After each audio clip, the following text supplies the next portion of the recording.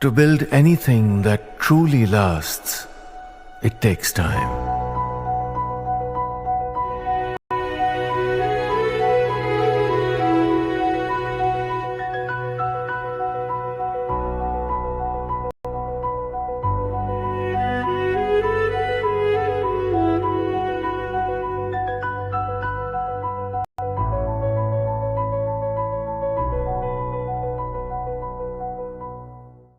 Tariffs and a delayed deadline, there's no stopping Donald Trump. He has sent new letters to leaders of 7 more countries, including the Philippines, Brunei and Sri Lanka, dictating steep new U.S. import tariffs starting August 1st. Now, this brings the total list to 21 nations, with rates ranging from 20% to 40%. Now, Trump has posted screenshots of the letters on Truth Social, saying tariffs are needed to address what he calls trade deficit disparities.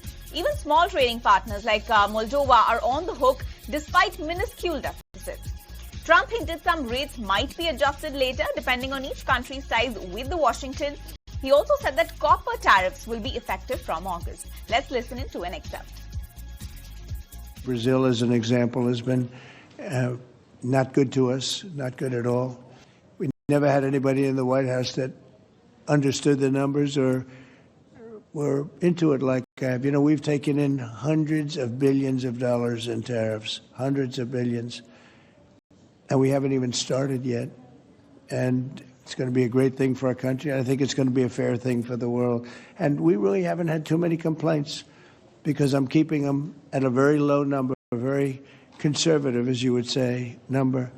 And we haven't had, I'm sure they will be complaining at certain points, but we haven't had complaints. We've been treated very unfairly by both friend and foe.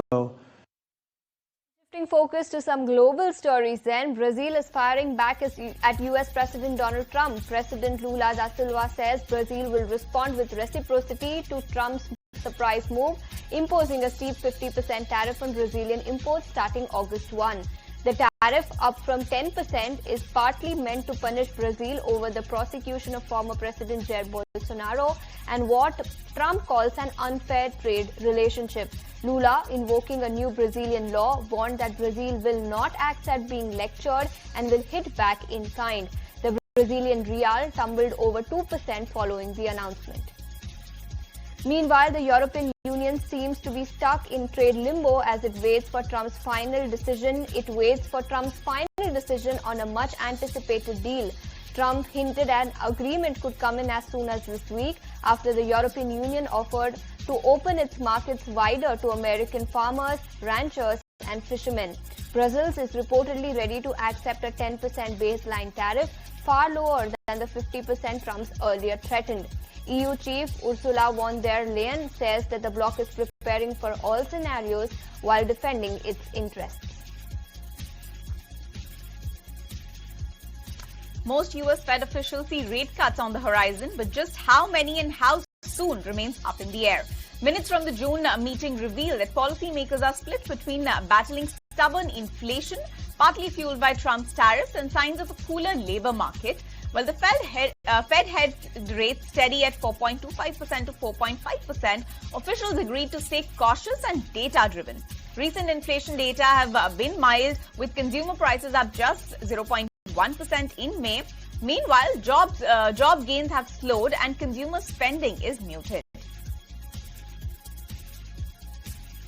Next up, OpenAI is gearing up to launch its own web browser, taking direct aim at Google's Chrome dominance. Now, the new browser will integrate OpenAI's AI agents, allowing them to perform tasks for users from booking dinner to filling out forms right inside websites. However, analysts warn that it could be a tough fight since Chrome controls over 2/3 of the global browser market with more than 3 billion users.